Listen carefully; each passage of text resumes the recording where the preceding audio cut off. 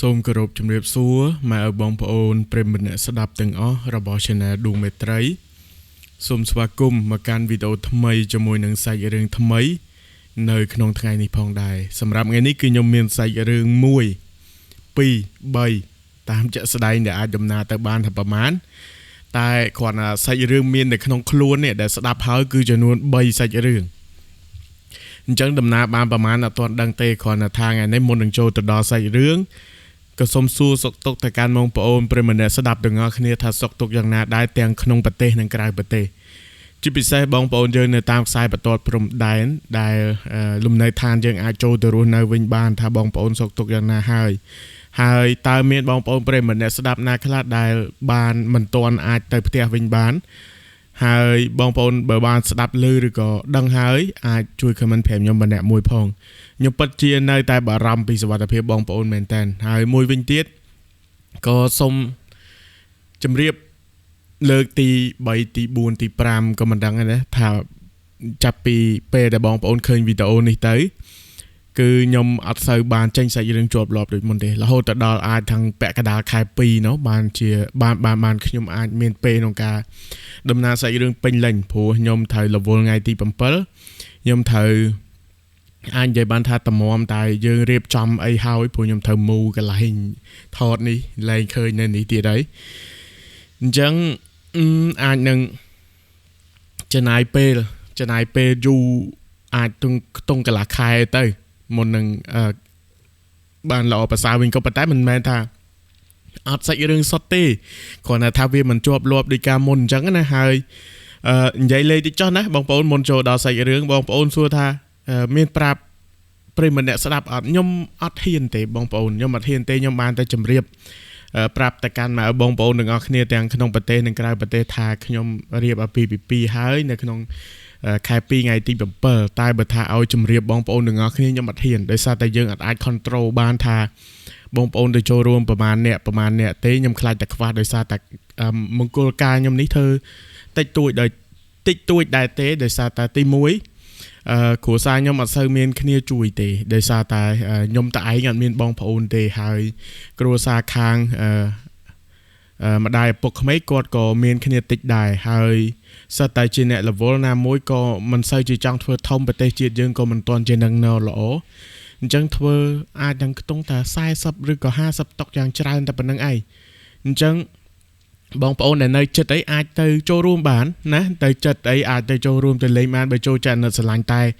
បើសិនជាខ្វះខាតឬក៏អីសូមកុំប្រកាន់អីព្រោះខ្ញុំដឹងថានៅខាងពីរាំងព្រៃវែងហ្នឹងមានបងប្អូនប្រិយមិត្តអ្នកស្ដាប់ច្រើនដែលគាត់ស្គាល់ខ្ញុំណាហើយមានអ្នកខ្លះស្គាល់ទាំងអ្នកគ្រូដាលីសដែលត្រូវជាគ្រូទៅដឹងខ្ញុំទៀត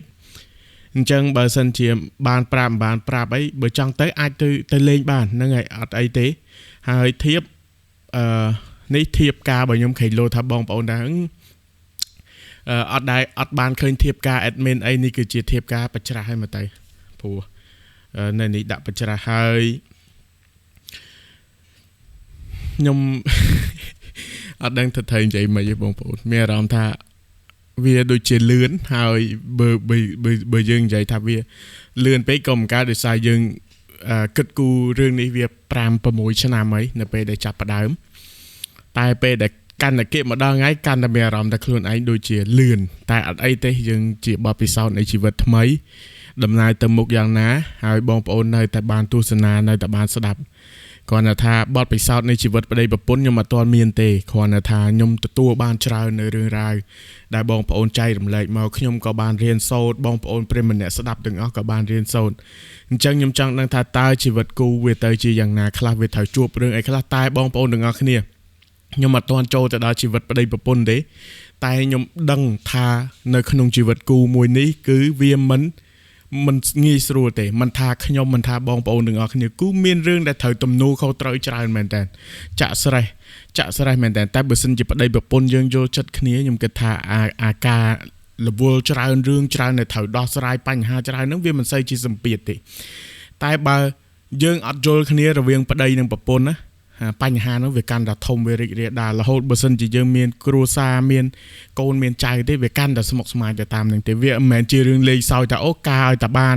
ការឲ្យតែហើយទេព្រោះវាជាទំនួលខុសត្រូវមួយធំដែលយើងក្នុងនាមជាប្តីក្នុងនាមជាប្រពន្ធដែលត្រូវដោះស្រាយបញ្ហាទាំងអស់ហ្នឹងដូចចាស់គាត់តែនិយាយថាចំណង5ប្រការហ្នឹងឯងអញ្ចឹងតើបងប្អូនជ្រាបដំណឹងប៉ុណ្ណឹងហើយខ្ញុំអត់ទាន់ប្រកាសឈ្មោះអ្នកដែលខ្ញុំពិតជាអត់ដឹងថាត្រូវនិយាយម៉េចតែខ្ញុំសូមវីដេអូក្រោយទៅចាស់មិញម្នាក់ហើយនឹងបងប្រុសម្នាក់នៅអូស្ត្រាលីមួយហើយនឹងនៅដូចជាបារាំងមួយគាត់បានផ្ញើចំណងដៃមកខ្ញុំហើយខ្ញុំអត់បានជម្រាបប្រាប់គាត់ទេតែខ្ញុំជម្រាបប្រាប់ទូទៅតែគាត់ថាគាត់ជាអ្នកស្ដាប់ហើយគាត់ផ្ញើចំណងដៃមកកាន់ខ្ញុំគាត់ថាគាត់នៅស្រុកក្រៅគាត់អត់បានចូលរួមបើគាត់នៅខ្មែរគាត់នឹងចូលរួមទោះបីជាអត់ប្រាប់គាត់ក៏ដោយតែគាត់ផ្ញើចំណងដៃចាំវីដេអូក្រោយចាំខ្ញុំនិយាយហើយខ្ញុំពិតជាអត់នឹកស្មានដល់ទេថាមានបងប្អូនអ៊ំពូមីមិញប្រិយមិត្តអ្នកស្ដាប់យើងលោកស្រឡាញ់ចូលចិត្តខ្ញុំដល់ថ្នាក់នេះខ្ញុំធ្លាប់តែឃើញគេតែដែលជាតារាល្បីឬក៏អីចឹងណាហើយខ្ញុំមិនមែនជាតារាទេខ្ញុំគ្រាន់តែជាអ្នកនិយាយរឿងធម្មតាទេ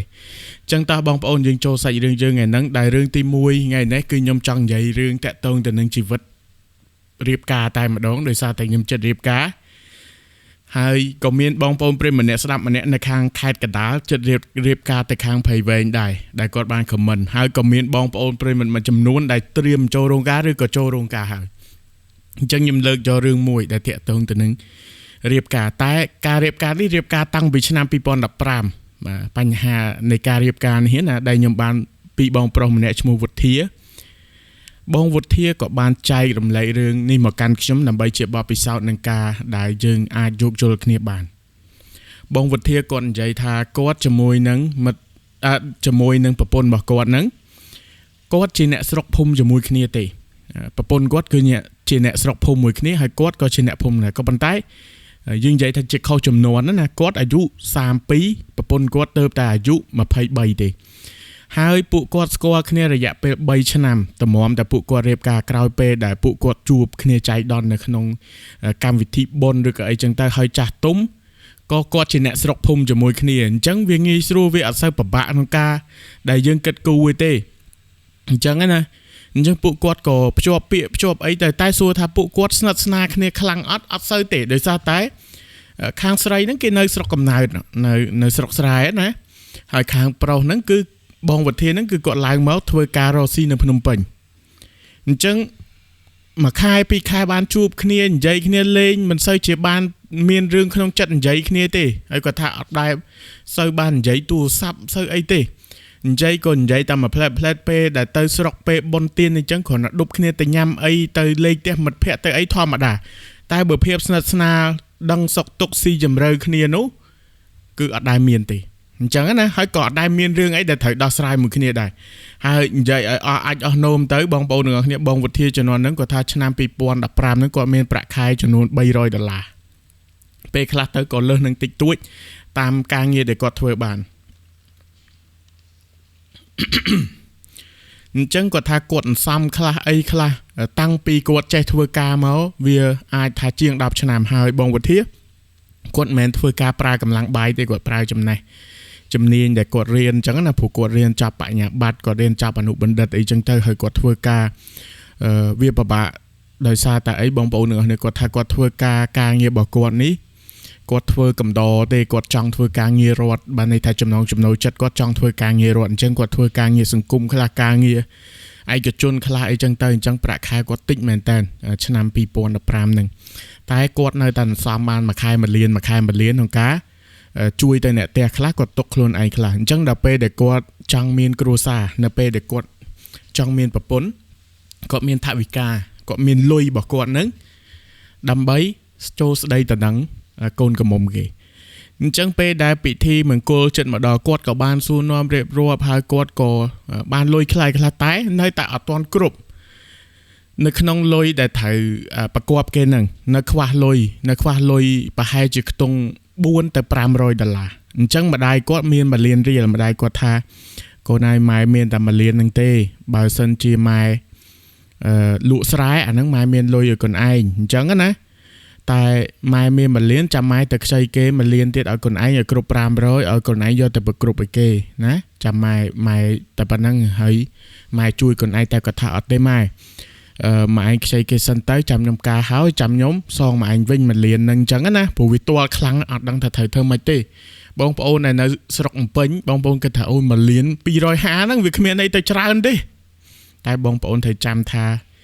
ការជំនាន់មុនអ្នកខ្លះប្រកបតែ$500ទេនៅស្រុកអ្នកខ្លះ$1,500ជាង10ឆ្នាំមុនគឺច្រើនមែនតើប្រកបអ្នកស្រុកស្រែស្រុកខ្លះទៀតប្រកបតែ40,000 50,000ផងតែដល់ពេលក្រោយមកអីវ៉ាន់ទំនិញចុងភៅសម្ភារៈភ្នួងគ្រប់សពបែបយ៉ាងបងប្អូនជឿថាប្រកប$2,000 $3,000រៀបចំកម្មវិធីអត់ទៅមុខទេគឺខ្វះមុខខ្វះក្រោយហើយហត់មែនតើអញ្ចឹងគាត់ថាជំនាន់នោះគេប្រកបប្រហែលជាខ្ទង់2,000ជាង$2,000ជាងអញ្ចឹងគាត់ខ្វះមែនតើគាត់ទាល់មែនតើអញ្ចឹងម្ដាយក៏ខ្ចីលុយគេបញ្ចូលប្រគ្រប់ទៅតែម្ដាយក៏គ្មានចិត្តថាយកពីកូនដែរថាអត់មានអីជួយកូនទេចាំគាត់លក់ស្រែបានកូនការហើយគាត់សងគេហើយអញ្ចឹងកូនឯងការចោះម៉ែជួយកូនឯង2លានរៀលហ្នឹងម៉ែអត់មានអីជួយទេព្រោះម៉ែចាស់ហើយម៉ែគាត់អាយុ60ជាងចិត្តអីអស់ហើយអញ្ចឹងណាអញ្ចឹងគាត់ក៏នៅតែតាំងចិត្តខ្លួនឯងថានឹងសងម្ដាយអញ្ចឹងការមុនការហ្នឹងក៏បានប្រាប់ប្រពន្ធដែរថាអូនណាបងខ្វះលុយប្រកបអូនឯងហ្នឹងចំនួន$500តែម៉ែគាត់ជួយ1លានជួយ250ហើយគាត់ខ្ចីគេ250អញ្ចឹងពេលការហើយបងសុំដកប្រាក់ខែមួយខែ100មួយខែ100ដើម្បីជូនម៉ែឲ្យម៉ែទុកសងគេអញ្ចឹងណាចំនួន3ខែអញ្ចឹងទៅអញ្ចឹងទាំងអស់វា$300ប្រពន្ធគេក៏មិនមាត់មិនអីគាត់ក៏គិតថាប្រហែលជាគេប្រូមិនអញ្ចឹងទៅប្រហែលជាគិតថាគេប្រូមិនអញ្ចឹងទៅអញ្ចឹងក៏យកលុយទៅជូនគេគ្រប់អីចឹងទៅដល់ថ្ងៃការក៏ការអីធម្មតាតែពេលដែលការហើយគាត់ក៏លើករឿងហ្នឹងយកមកនិយាយម្ដងទៀតដើម្បីឲ្យប្រពន្ធដឹងព្រោះការហើយគាត់ត្រូវបើកលុយអញ្ចឹងគាត់ចង់ប្រាប់ប្រពន្ធឲ្យហើយក្រែងលោថាប្រពន្ធថាគាត់លួចលាក់លុយព្រោះគាត់អត់ចង់លួចលាក់លុយទេហើយគេក៏ដឹងថាគាត់មានប្រាក់ខែប្រមាណដែរអញ្ចឹងណាអញ្ចឹងមកវិធានហ្នឹងគាត់ក៏ប្រាប់ម្ដងទៀតអូនណាពេលដែលបងបើកលុយបងសុំដក100ជូនម៉ែបងអត់ដកទាំងអស់ទេព្រោះប្រាក់ខែបង300អញ្ចឹងបងដក100ខែក្រោយ100ខែក្រោយ100ទៀតដើម្បីឲ្យគាត់សងគេព្រោះលុយថ្លៃប្រកបហ្នឹងបងចាប់ពាក់គេ250អញ្ចឹងណាប្រពន្ធអត់មាត់ទេអត់ដឹងថាយ៉ាងម៉េចបើអត់និយាយគ្នាក៏យករឿងហ្នឹងទៅប្រាប់ម្ដាយក្មេកទៅប្រាប់យាយក្មេកគាត់បានន័យថាទៅប្រាប់យាយទៅប្រាប់ម្ដាយគេស្រាប់តែពេលហ្នឹងភ្លាមយាយរបស់គេហ្នឹងចាប់ផ្ដើមតាំងយកហ្មងគឺតាំងយកមកទៅហឹងហ្មងគឺអត់ទេអត់មានធ្វើអញ្ចឹងទេតែការហើយអត់មានពាក់ព័ន្ធមួយអ្នកផ្ទះនេះឯងទេចាំមិនចង់ការហើយចង់យកលុយចៅអញទៅឲ្យថ្លៃប្រកបអញវិញអញ្ចឹងបានន័យថាប្រកបអញអត់គ្រប់ទេបើជពាក់គេបើសងគេសងមុនការអត់មានការហើយមកសុំលុយយកទៅសងគេទេអញ្ចឹងស្មើនឹងឲ្យបដាការគាត់អត់គ្រប់អញ្ចឹងគាត់អត់ព្រមទេទាំងតែបងប្រុសបងវុធីហ្នឹងគាត់និយាយថាចេះគាត់ថាអត់ទេយាយខ្ញុំយកដកប្រាក់ខែខ្ញុំធ្វើការទេខ្ញុំសុំប្រពន្ធចំនួនប៉ុណ្ណឹងមួយខែ100មួយខែ100អស់ពីហ្នឹងទៅគឺចាប់ហើយខ្ញុំអត់មានមកសុំលុយចំណងដៃគាត់ឬក៏សុំលុយអីទេគ្រាន់តែថាខ្ញុំសុំដកប្រាក់ខែរបស់ខ្ញុំតាសុំទោសបងប្អូនថាអត់ទេប្រាក់ខែអ្នកឯងក៏ដូចជាលុយចៅខ្ញុំដែរអញ្ចឹងអត់ដកទេបានប្រមាណឲ្យប្រពន្ធមកហើយចៅអីត្រូវការអីហ្មងចាំប្រពន្ធអ្នកចាត់ចែងឲ្យទៅហើយថ្ងៃក៏អញ្ចឹងដែរបានលុយមកយកផ្ញើម៉ែថ្ងៃអត់មានទុកខ្លួនឯងទេអញ្ចឹងឯងវាចាយអស់និយាយអញ្ចឹងហ្មងបងប្អូននិយាយអញ្ចឹងហ្មងនិយាយអានេះសំដីអសរោះមួយបាត់ហើយគាត់និយាយប្រាប់ចៅគាត់នៅមុខបងវុធាថាថ្ងៃពេលបានលុយបានអីមកកុំទុកខ្លួនឯងយកមកផ្ញើម៉ែថ្ងៃនេះទុកនៅខ្លួនឯងប្រយ័ត្នវាយកចាយវាអីអស់គ្មានដឹងក្បាលកតុយលើមិនតាន់អីផងកັບកេងលុយចង់ឲ្យម្ដាយចង់ឲ្យអីចុះតម្រាំតិចទៀតចាំមិនទៅនិយាយទៅគឺអត់មានហេតុផលតែម្ដងហើយគ្នាអត់ហ៊ានលួចលាក់លុយឬក៏អីទេគ្នាសុំគ្នាប្រាប់2ដងតាំងពីមុនការព្រោះវាអស់លុយមែនអញ្ចឹងណាហើយពេលការហ្នឹងអត់ទាន់បើកលុយទៀតបើសិនជាបើកលុយបើសិនជាការហ្នឹងមុនក្រោយការហ្នឹងក្រោយបើកលុយវាអត់ចាប់ទេគាត់ដកប្រាក់ខែគាត់ហ្នឹងឲ្យហើយព្រោះម្ដាយគាត់មាន1លាន tại cào ca trắng khía mình trăng lệ tê khía trắng prap bập bồn ở cho bà lúa phủ ca cho mùi khía chỉ đây chỉ bập bồn tái kê prap cho bà lúa nâng hai ấp trăng ban là cho bà lúa tại chỉ trăng cái cả họ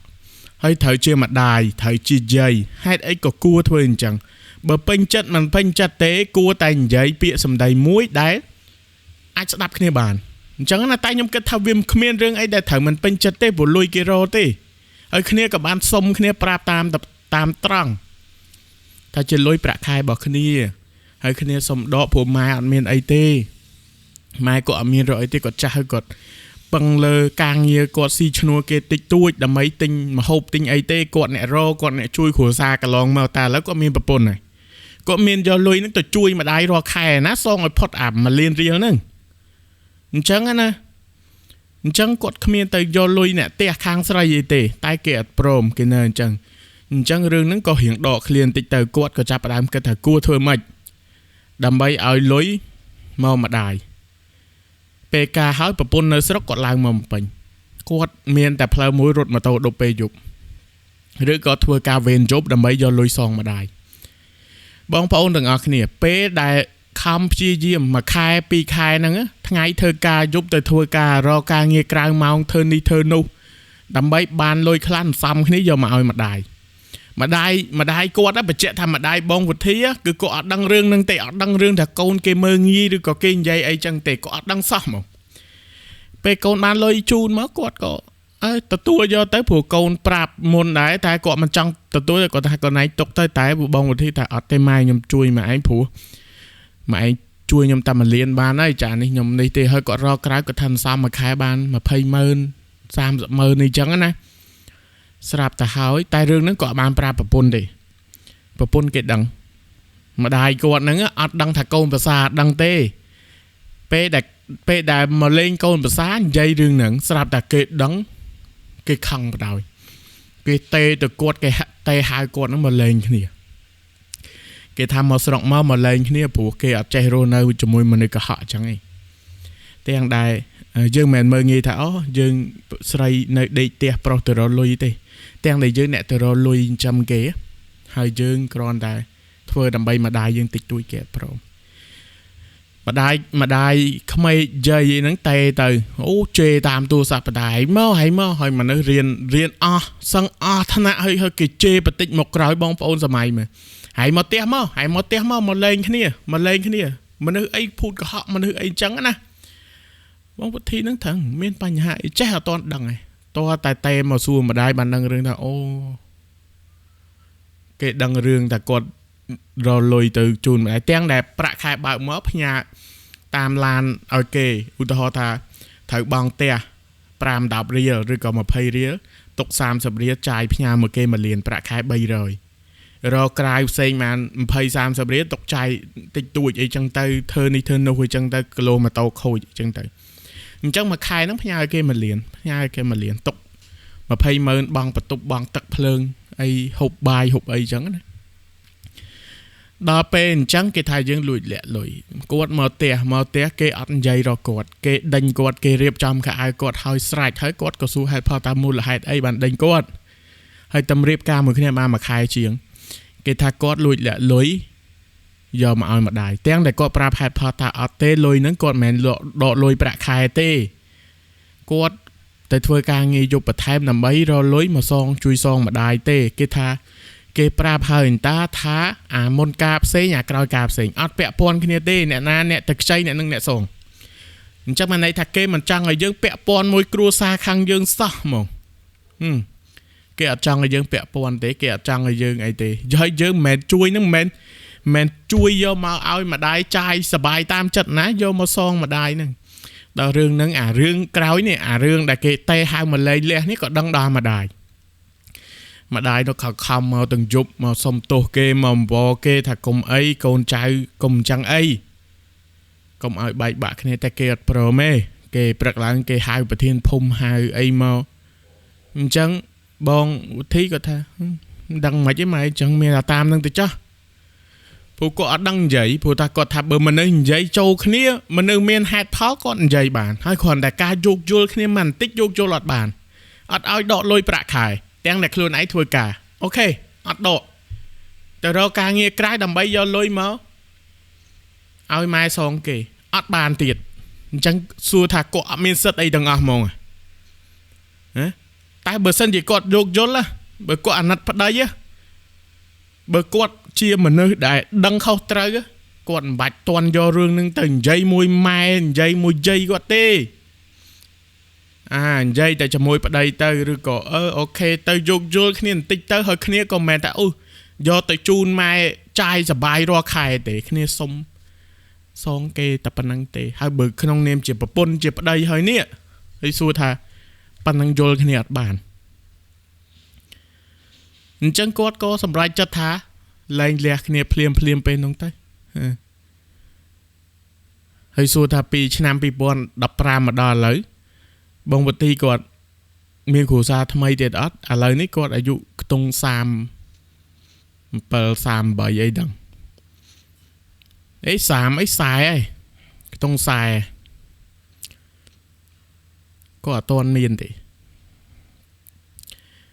រយៈពេល10ឆ្នាំហ្នឹងគឺគាត់អត់មានគ្រួសារថ្មីទេតែគាត់មានលទ្ធភាពក្នុងការសង់ផ្ទះថ្មីឲ្យម្ដាយគាត់មានលទ្ធភាពរកការងារផ្សេងដែលមានប្រាក់ខែច្រើនគាត់បោះបង់គំនិតធ្វើការរាជការរបស់គាត់មានមុខរបរអនឡាញរបស់គាត់គាត់ជួយបងប្អូនគាត់ធ្វើផ្ទះថ្មីឲ្យម្ដាយគាត់ឲ្យម្ដាយឪពុកគាត់ទិញដីស្រែជួលគេធ្វើដើម្បីប្រមូលផលសួររងថ្ងៃគាត់រស់យ៉ាងស្រួលគាត់ថាមិនបាច់ចាំមានប្រពន្ធក៏បានតែយ៉ាងណាមនុស្សត្រូវតែមានគូតែគាត់អត់ទាន់ដឹងថាគួរយកនារីប្រភេទណាដែលយកទៅឲ្យមិនពិបាកចិត្តគាត់ថាគាត់ចង់បាក់ស្បាតអញ្ចឹងណាអញ្ចឹងខ្ញុំសុំថយទៅក្រោយតាក់តងទៅនឹងជ័យតាក់តងទៅនឹងម្ដាយក្មេករបស់បងវុធីបើសិនជាពេលហ្នឹងកូនខ្លួនឯងនេះតែប្រាប់ថាប្តីអញ្ចឹងគ្នាសុំតាមស្រួលហើយគ្នាក៏បានជ័យហេតុផលតាមស្រួលយើងជាម្ដាយយើងជាជ័យដែលគេចាត់ទុកថាជាព្រះរស់ឬក៏ជាអាណាព្យាបាលនេះគួរតែខ្ញុំគិតថាគ្មានរឿងអីដែលត្រូវមិនយកយល់ទេគួរតែជាស្រ័យគ្នាតែបើមិនយកយល់ទេមិនចង់ទេយើងមានហេតុផលមួយទៀតយើងនិយាយថាចៅឯងឬក៏កូនឯងយាយមិនឲ្យសងទេយាយមិនឲ្យទៅសងចឹងទៀតទេទុកលុយប្តីប្រពន្ធឯងទៅរឿងហ្នឹងបើសិនម្ដាយគាត់អ្នកជួយឲ្យគាត់ជួយចាញ់ខ្លះទៅអញ្ចឹងណាកុំអញ្ចឹងអីលេងនិយាយឡើងសិត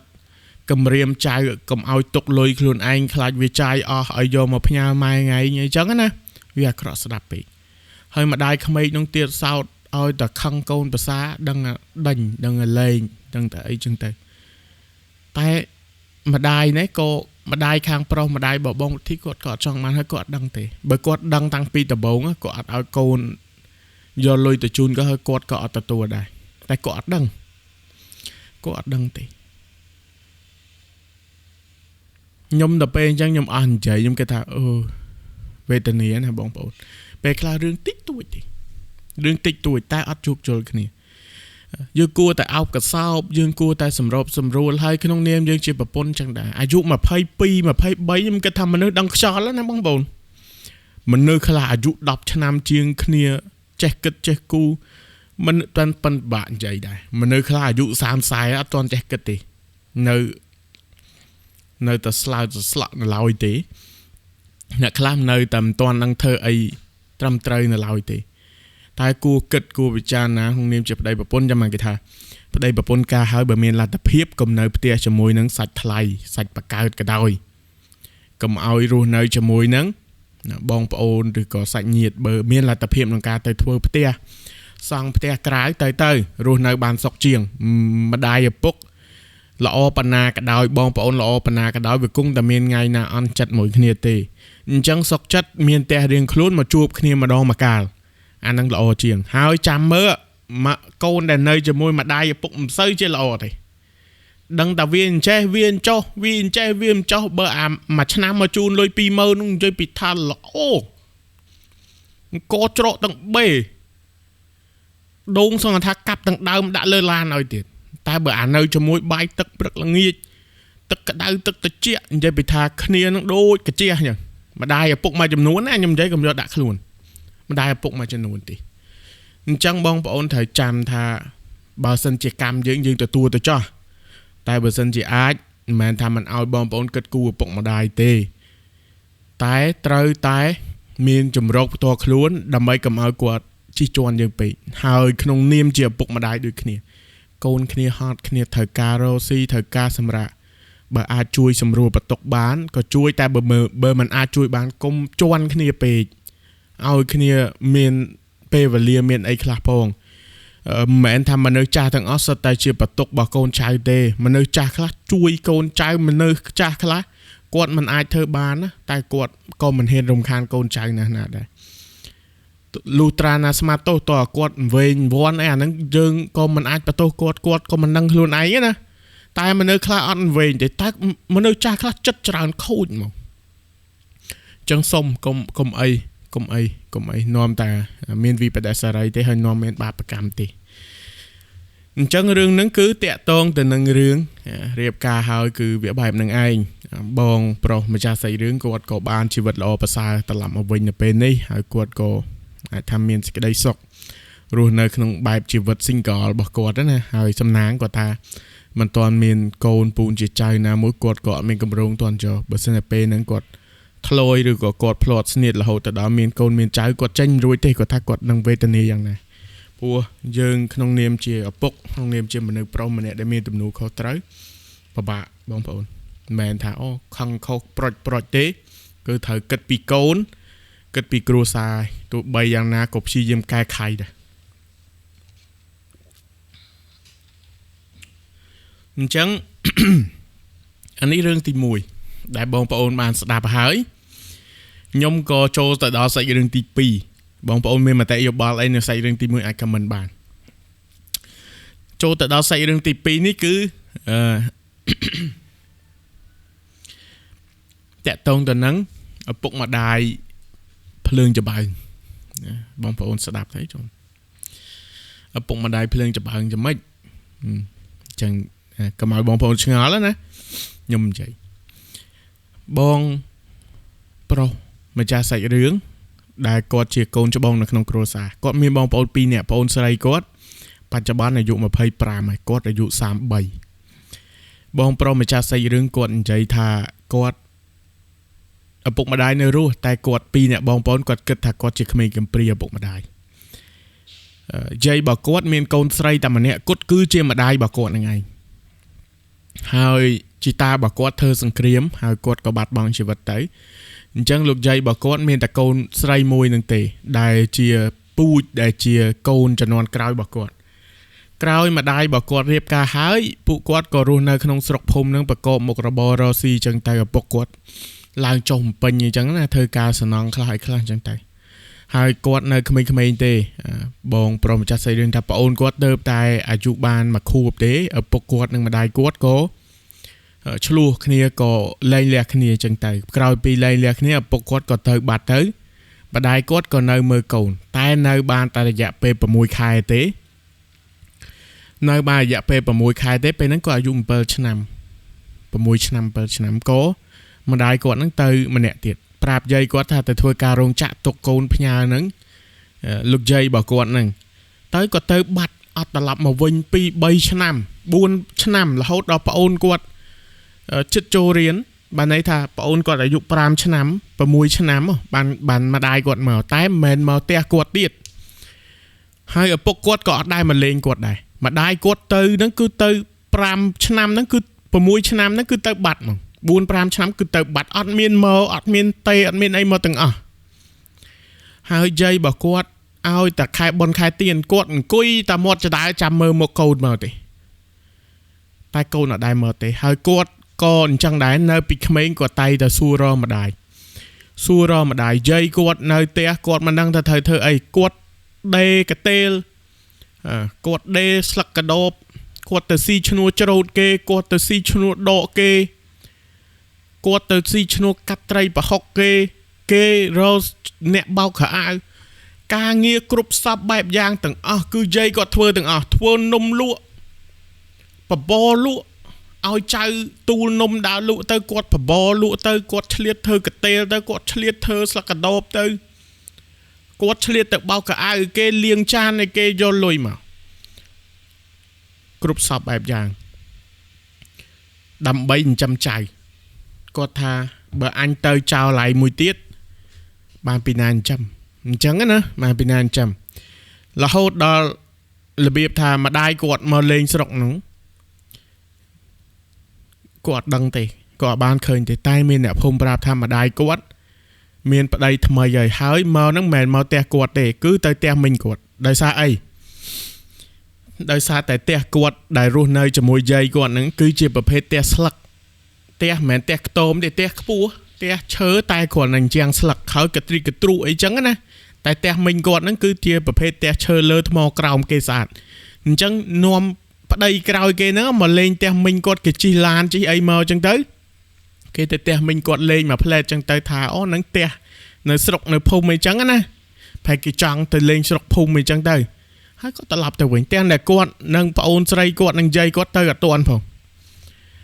អញ្ចឹងគាត់ក៏ចាប់ផ្ដើមបំភ្លេចម្ដាយគាត់ថាគាត់បំភ្លេចហើយឪពុកគាត់ទៀតសោតក៏គាត់អត់សឹងថាភ្លេចមុខបើប្អូនស្រីរបស់គាត់វិញអត់ស្គាល់ទាំងមុខម្ដាយអត់ស្គាល់ទាំងមុខឪពុកអត់ស្គាល់ទាំងពីរអត់ដឹងថាឪពុកម្ដាយចាំមិនតែបងប្អូនទាំងអស់គ្នាយាយរបស់គាត់ទោះពិបាកប៉ុណ្ណាក៏យាយរបស់គាត់អត់ដែលឲ្យចៅឈប់រៀនដែរហើយអ្វីដែលគាត់មានតាំងពីក្មេងភាពឈឺចាប់ការរឹងមាំរបស់គាត់នឹងមាននៅក្នុងចិត្តរបស់គាត់ចង់អ្នកណាភ្លើតភ្លើនអីក៏គាត់ដែរភ្លើតភ្លើនទៅរៀនតាំងពីទី4ទី5តាំងពីម្ដាយទៅចោលតាំងពីឪពុកទៅចោលមករៀនដល់អនុវិទ្យាល័យក៏អត់ដែរចាយលុយសំបីតែ100គាត់សុកចិត្តទុកលុយឲ្យប្អូនគាត់ចាយថ្ងៃត្រឡប់ទៅវិញជួយធ្វើការងារផ្ទះយាយទៅជួយដើរលក់នំទូនំលក់អញ្ចឹងទៅគេជួលឲ្យលក់អីគាត់លក់ទាំងអស់ប្អូនស្រីគាត់ក៏អញ្ចឹងដែរបានលុយខ្លះយកមកផ្គុំគ្នាពេលល្ងាចញាត់កូនជ្រូកបោកកូនជ្រូកទៅយាយទិញខ្សែដៃឲ្យទិញស្បែកជើងឲ្យទិញខោអាវទៅរៀនឲ្យសบายចិត្តជីវិត3នាក់យាយចៅគឺសบายចិត្តមែនតើរហូតដល់គាត់រៀនចាប់អនុវិទ្យាល័យគាត់ត្រូវឡើងមករៀននៅភ្នំពេញគឺមានឯកឧត្តមម្នាក់ដែលនៅស្រុកភូមិរបស់គាត់ដែលត្រូវជាមិនមែនជាបងប្អូនស្និទ្ធទេជាសាច់ឆ្ងាយហើយក៏ធ្លាប់យាយគាត់ចិញ្ចឹមដែរដោយសារឯកឧត្តមនឹងកំព្រាយាយគាត់ចិញ្ចឹមយាយគាត់និយាយព្រឺសបុលយាយគាត់ចិញ្ចឹមយាយគាត់អីចឹងណាអញ្ចឹងគេទៅលេងនឹងចៃដន្យគាត់រៀនប្រហែលជាអាចថាទី10ទី11ក៏គេដឹងថាយាយគាត់កំសត់គេថាពេលដែលក្មេងនឹងរៀនចប់វិទ្យាល័យចង់ទៅរៀនពេញប្រាប់គេជួយឲ្យរៀនអញ្ចឹងគាត់មានបុណ្យសំណាងអញ្ចឹងបងប្អូនគាត់មករៀនពេញបានគេជួយជ្រោមជ្រែងគេចិញ្ចឹមយាយគាត់ប្អូនគាត់មករៀនគេចិញ្ចឹមប្អូនគាត់ទៀតរហូតដល់គាត់មានការងារធ្វើមានមុខរបរគាត់និយាយស្រួលស្ដាប់តែចែកគាត់មានលទ្ធភាពក្នុងការរស់ខ្លួនឯងយ៉ាងស្រួលរហូតដល់រាល់ថ្ងៃហ្នឹងហើយគាត់ក៏មិនដែលរំពឹងមិនដែលគិតថាមានឪពុកម្ដាយដែរតែពេលដែលគេដឹងដំណឹងថាគាត់ក៏រៀនបានល្អការងារល្អមានលុយមានឡានជិះប្អូនស្រីគាត់ក៏ធំពេញរូបពេញរៀនពេញរៀងមករៀនពេញប្រហែលឆ្នាំមុននេះពេលដែលប្អូនស្រីគាត់ការ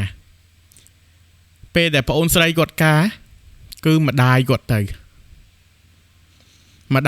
រករឿងបងប្អូនម្ដាយគាត់ទៅរករឿងក្នុងពិធីមង្គលការហ្នឹងមកថាហេតុអីក៏កូនការមិនហៅម្ដាយឡូឡាឌៀលថ្មី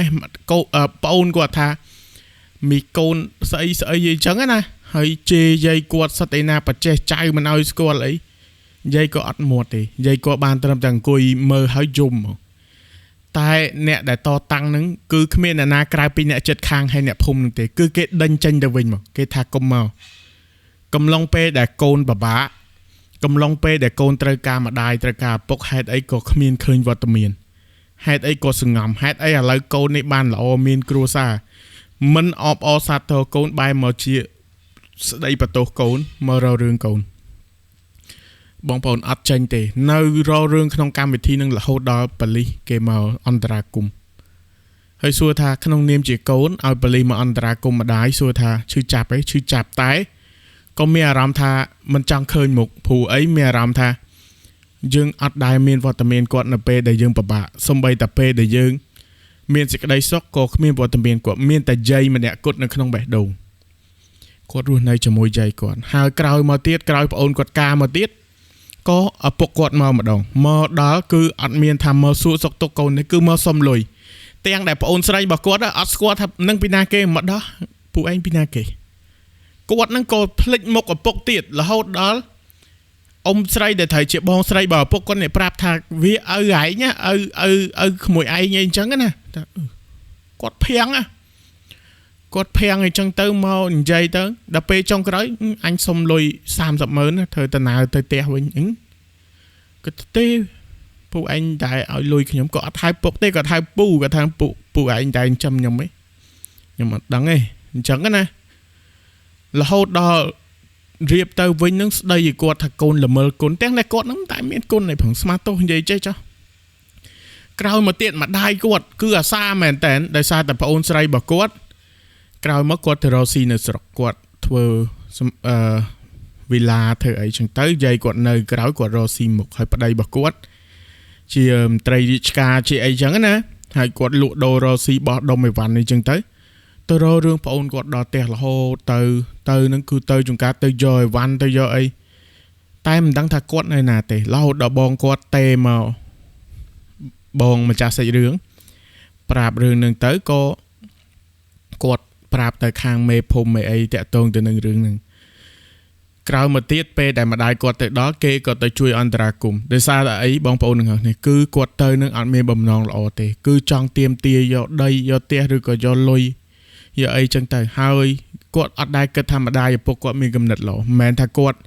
ជាកូនដែលល្មើគុណទេតែគាត់ថាតាំងពីគាត់បាត់បង់តាំងពីគាត់អីមកគឺគាត់អត់ដែលគិតថាគាត់មានម្ដាយឪពុកឯពួកគាត់គឺក្មេងកំព្រា 100% មកមែនថាអូទៅហើយមករកកូនវិញ2-3ឆ្នាំមួយឆ្នាំមកលេងកូនម្ដងណាគឺអត់ទេគឺបោះចោលមកបានន័យថាកូននៅលើដៃមួយខួបកន្លះបងប្អូនគិតមើលទៅចោលគ្នាឲ្យទុកឲ្យនៅមួយយាយគ្មានទឹកដោះគ្មានអីបាយទេគឺទឹកបាយយើងជាត់ហ្នឹងណាដាក់ជាមួយស្ករសឡែមឲ្យបាយពេលខ្លះទៅមានលុយទិញអាទឹកដោះគោខ្លាខ្មុំហ្នឹងឲ្យចៅបាយចឹងទៅអត់លុយទៅគឺទឹកបាយហ្នឹងឯងរហូតដល់ពេលមានថ្ងៃនេះគាត់ថាបានពូឯកឧត្តមជួយគាត់ហើយបានគាត់ខំប្រឹងខ្លួនឯងបានយាយរបស់គាត់ជាកម្លាំងចិត្តហើយណាមួយទៀតមនុស្សដែលនៅជុំវិញខ្លួនរបស់គាត់គឺជ្រុំជ្រែងគាត់អញ្ចឹងអត់មានវត្តមានម្ដាយឪពុកគាត់ទេគាត់ថាបើសិនជាកំឡុងពេលដែលគាត់ពិបាកនៅក្មេងជាមួយយាយគាត់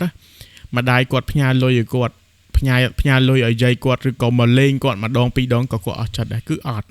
សំបីតែមកដល់ភូមិស្រុកហើយក៏មិនទៅមើលកូនថាកូនអញយ៉ាងម៉េចហើយអីហើយបែកកូន 4-5 ឆ្នាំតែអត់ទៅលេងកូនទេបើតាមតែគាត់ដឹងលហៀងថាម្ដាយគាត់មករកស៊ីនៅពេញធ្វើការហើយក៏មានគ្រួសារពីមួយទៅមួយហើយក៏មកធ្វើការក្នុងក្លឹបក្នុងបារអញ្ចឹងណាហើយឪពុកគាត់នឹងមានប្រពន្ធច្រើនដែរ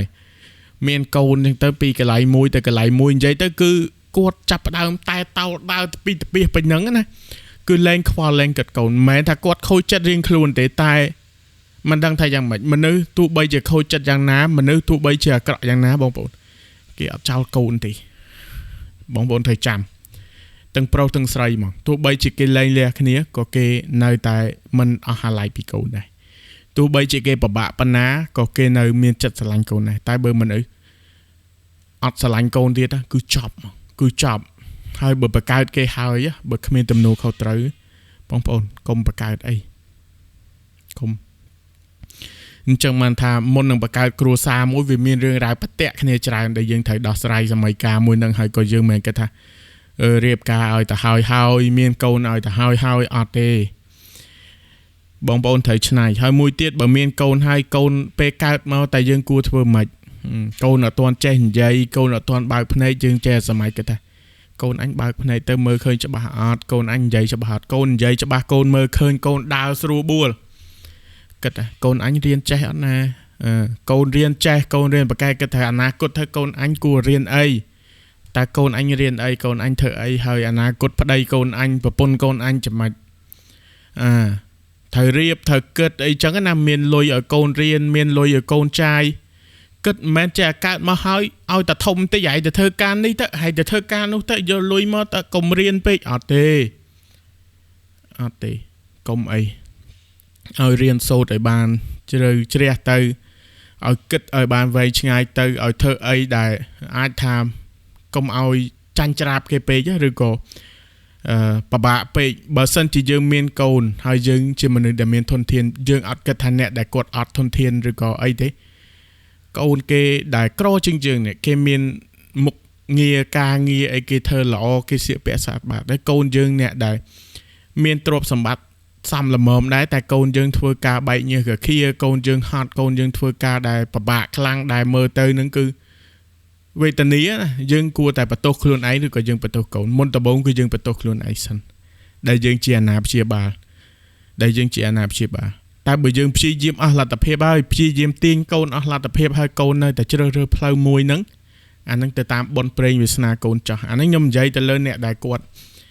គិតគាត់ពិចារណាណាបងប្អូនមែនថាអូអញខ្ជិលនិយាយអញខ្ជិលកុំប្រើពាក្យខ្ជិលនៅក្នុងគ្រួសារមួយគឺត្រូវតែដើរទៅមុខកូនដើរទៅមុខប្រពន្ធឬក៏ប្រពន្ធត្រូវដើរទៅមុខប្តីហើយប្រពន្ធហ្នឹងក៏ដូចគ្នាបងប្អូនទាំងអស់គ្នាមានរឿងអីក៏ដោយយើងត្រូវតែពិភាក្សាគ្នាយើងត្រូវតែសួរគ្នាយើងត្រូវតែសុំយោបល់គ្នាដូចការងារអញ្ចឹងប្តីប្រពន្ធដូចការងារអញ្ចឹងគឺត្រូវសុំយោបល់គ្នាត្រូវពិភាក្សាគ្នាត្រូវគិតជាមួយគ្នាមិនមែនអត្តនោម័តតែខ្លួនឯងទេហើយក៏មិនមែនគិតតែខ្លួនឯងដែរគឺត្រូវតែពិភាក្សាគ្នាសួរយោបល់គ្នាអានឹងគ្រួសារយើងអត់ទៅណាទេអញ្ចឹងឯនេះខ្ញុំគិតថា2រឿងបានហើយមុនដំបូងគិតថា3រឿងតែបើ3រឿងវាអាចនឹងរៀងជូរដែរ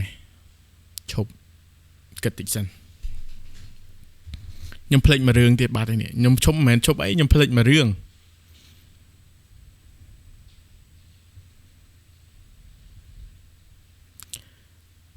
អត់ទេ2ហ្នឹងបានបងប្អូនចាំមើលខ្ញុំតនេតិចទៀតបើមិនមកចាំខ្ញុំធ្វើមួយរឿងទៀតព្រោះអីឆ្លៀតមិនតិចទៅគេលោថាដាច់អត់បានដំណើរយូរបងប្អូនផ្លិចឬក៏បងប្អូននៅចាំអីចឹងទៅអញ្ចឹងបើសិនជាបងប្អូនមានកំណត់យោបល់ឬក៏មតិយ៉ាងណាបងប្អូនអាចខមមិនតែសុំខមមិនពាក្យល្អបានដែរហើយមួយទៀតបងប្អូនសុំខ្ញុំភ្លេចនិយាយដើមវីដេអូបើបងប្អូនអាចជួយ comment រីក comment ល្អបន្តិចមកនៅក្នុង channel ដួងមេត្រីនិង channel ដំណើររឿងខ្មោច2បងប្អូនទៅសេជាភាសាខ្មែរក៏បានបើអាចជាភាសាអង់គ្លេសក៏បានដែរបងប្អូនទៅសេខ្លីៗបានណាចំណាប់អារម្មណ៍ពី channel នឹងល្អមិនអីចឹងទៅឬក៏សាច់រឿងនឹងល្អមិនអីចឹងទៅដើម្បី review ឲ្យល្អបន្តិចព្រោះមួយរយៈនេះអាចថារៀង update ច្រើនអញ្ចឹងបងប្អូនជួយខ្ញុំម្នាក់បន្តិចទៅណាបើសិនជាបងប្អូនមានពេលជាភាសាអង់គ្លេសក៏បានជាខ្មែរក៏បានតែបើអាចជាភាសាអង់គ្លេសល្អអញ្ចឹងឯនេះមានប៉ុណ្ណេះទេខុសទោះយ៉ាងណាក្តីសូមមេត្តាអភ័យទោសគ្រាន់តែជាការគិតពិចារណានឹងសាច់រឿងដែលបងប្អូនយើងផ្ញើមកហើយសាច់រឿងក្រោយទេបងប្អូនផ្ញើមកខ្ញុំអត់ទាន់ចូលមើលទេគឺ keep ត្រឹមប៉ុណ្្នឹងសិនបងប្អូនខ្ញុំដំណើរសាច់រឿងចាស់បន្តិចសិនហើយចូលដល់ពាក់កណ្ដាលខែ2ខ្ញុំរៀបចំ studio ថ្មីអីហើយខ្ញុំនឹងដំណើរឲ្យបានពេញលេញដូចខ្ញុំបញ្ជាក់ប្រាប់បងប្អូនថាខ្ញុំត្រូវមូទៅខេត្តវិញខ្ញុំទៅរស់នៅស្រុកវិញហើយខ្ញុំមាន content ថ្មីដែលត្រូវធ្វើខ្ញុំមានគ្រួសារខ្ញុំត្រូវធ្វើអីផ្សេងទៀតខ្ញុំរៀបចំអត់ទាន់គ្រប់ទេតែពេលដែលទៅខេត្តគឺដឹងថាមានអីថ្មីខ្ញុំអត់ចង់នៅភ្នំពេញទៀតទេក៏ប៉ុន្តែម្ដាយឪពុកខ្ញុំនៅភ្នំពេញទេតែគាត់ក៏ចិត្តនឹងមូទៅខេត្តដែរគាត់មានដីគាត់មកដុំចកាគាត់សង់ផ្ទះគាត់នៅមួយសัตว์គាត់មន់សัตว์អាលោកសัตว์សណោសัตว์អីរបស់គាត់ចិញ្ចឹមអីចឹងណាគាត់ចង់ឲ្យសัตว์របស់គាត់ដើរលេងអីចឹងទៅហើយខ្ញុំក៏ដូចគ្នាខ្ញុំធ្វើការរាល់ថ្ងៃនេះអត់តម្រូវជាមួយអ្នកណាទេគឺជាមួយបងប្អូនទាំងអស់គ្នាក្នុងវីដេអូនឹងឯងហើយអញ្ចឹងខ្ញុំក៏ទៅស្រុកទៅដើម្បីមានពេលមានឱកាសក្នុងការសម្រាកផងហាត់ប្រាណផងហើយនឹងដាំបន្លែប្លុកធម្មជាតិចិញ្ចឹមសត្វចិញ្ចឹមអីហើយនឹងអាចនឹងធ្វើការងារអីផ្សេងតិចតួចជាប្រយោជន៍សម្រាប់គ្រួសារអញ្ចឹងទៅណាអញ្ចឹងអាចថាជីវិតថ្មីនៅក្នុងខែ2នេះឯងហើយអរគុណបងប្អូនដែលជូនពរអរគុណបងប្អូនដែលអបអរសាទរហើយក៏អរគុណបងប្អូនទាំងអស់គ្នាដែលសនំពរថាឲ្យadmin ប្រាប់ប្រិយមិត្តអ្នកស្ដាប់ផងខ្ញុំអត់ហ៊ានទេអត់ហ៊ានជម្រាបព្រោះខ្លាចទៅបងប្អូនទៅបានខ្ញុំអត់បានទទួលដិតដល់អញ្ចឹងណាដោយសារតែបងប្អូនស្គាល់ខ្ញុំតែខ្ញុំអត់ស្គាល់បងប្អូនដែលគ្រាន់តែថាបងប្អូននៅចិត្តឯអាចចូលទៅលេងឈៀងទៅលេងបានអញ្ចឹងទៅហើយកុំភ្លេចប្រាប់ខ្ញុំផងថាបងប្អូនប្រិមិត្តនៃ channel ដួងមេត្រីឬក៏ដំណើរខ្មោច2ព្រោះដូចបញ្ជាក់អញ្ចឹងថាខ្ញុំអត់ស្គាល់បងប្អូនអត់ស្គាល់មុខទេ តែបើឃើញនៅក្នុង YouTube ខ្ញុំស្គាល់តែបើថាជួបក្រៅអត់ស្គាល់តែតបងប្អូនប្រាប់ខ្ញុំបានខ្ញុំស្គាល់អញ្ចឹងណាអញ្ចឹងអរគុណម្ដងហើយម្ដងទៀតទៅដល់បងប្អូនទាំងអស់គ្នាហើយក៏សូមអភ័យទោសមួយរយៈនេះផងដែរជួបគ្នានៅវីដេអូក្រោយជាមួយសាច់រឿងថ្មីសូមអរគុណ